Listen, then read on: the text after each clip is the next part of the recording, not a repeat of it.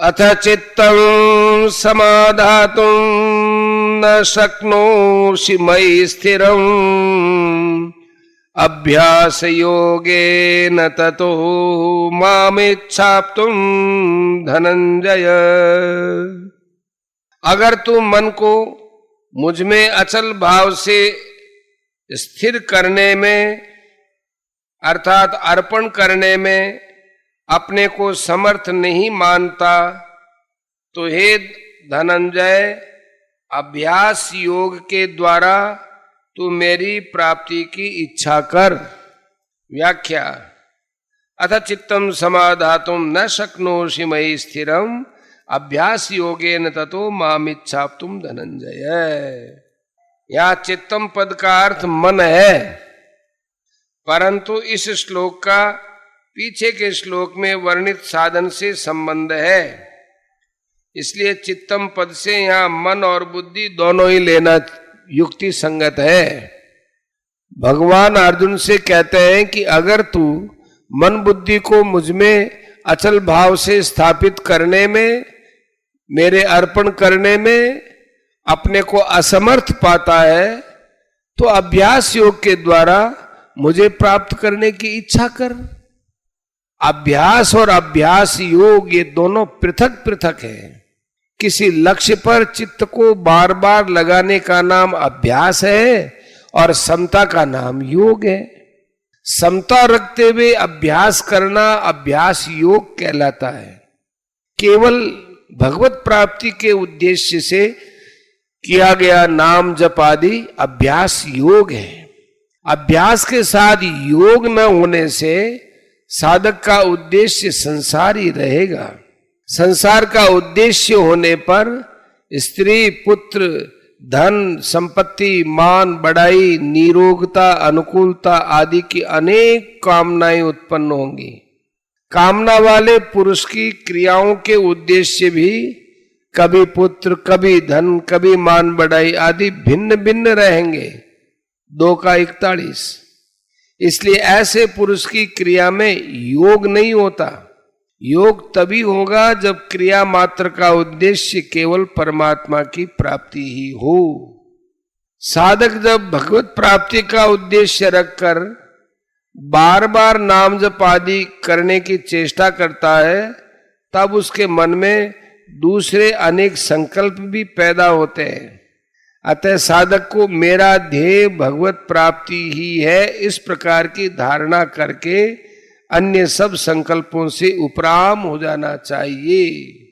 मामिच्छाप्तुं, इन पदों से भगवान अभ्यास योग को अपनी प्राप्ति का स्वतंत्र साधन बताते हैं। पीछे के श्लोक में भगवान ने अपने में मन बुद्धि अर्पण करने के लिए कहा। अब इस श्लोक में अभ्यास योग के लिए कहते हैं।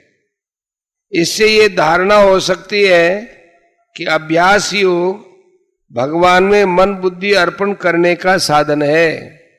अतः पहले अभ्यास के द्वारा मन बुद्धि भगवान के अर्पण होंगे, फिर भगवान की प्राप्ति होगी। परंतु मन बुद्धि को अर्पण करने से ही भगवत प्राप्ति होती हो, ऐसा नियम नहीं है। भगवान के कथन का तात्पर्य है, यदि उद्देश्य भगवत प्राप्ति ही हो, उद्देश्य के साथ साधक की पूर्ण एकता हो, तो केवल अभ्यास से ही उसे भगवत प्राप्ति हो जाएगी। जब साधक भगवत प्राप्ति के उद्देश्य से बार बार नाम जप, भजन, कीर्तन, श्रवण आदि का अभ्यास करता है, तब उसका अंतःकरण शुद्ध होने लगता है और भगवत प्राप्ति की इच्छा जागृत हो जाती है। सांसारिक सिद्धि असिद्धि में सम होने पर भगवत प्राप्ति की इच्छा तीव्र हो जाती है। भगवत प्राप्ति की तीव्र इच्छा होने पर भगवान से मिलने के लिए व्याकुलता पैदा हो जाती है। यह व्याकुलता उसकी अवशिष्ट सांसारिक आसक्ति व अनंत जन्मों के पापों को जला डालती है। सांसारिक आसक्ति तथा पापों का नाश होने पर उसका एकमात्र भगवान में ही अनन्य प्रेम हो जाता है और वह भगवान के वियोग को सह नहीं कर सकता है। जब भक्त भगवान के बिना नहीं रह सकता तब भगवान भी उस भक्त के बिना नहीं रह सकते, अर्थात भगवान भी उसके वियोग को नहीं सह सकते और उस भक्त को मिल जाते हैं। साधक को भगवत प्राप्ति में देरी होने का कारण यही है कि वह भगवान के वियोग को सहन कर रहा है। यदि उसको भगवान का वियोग असह्य हो जाए तो भगवान के मिलने में देरी नहीं होगी। भगवान की देश काल वस्तु व्यक्ति आदि से दूरी है ही नहीं। जहां साधक है वहां भगवान है ही। भक्त में उत्कंठा की कमी के कारण ही भगवत प्राप्ति में देरी होती है। सांसारिक सुख भोग की इच्छा के कारण ही ऐसी आशा कर ली जाती है कि भगवत प्राप्ति भविष्य में होगी।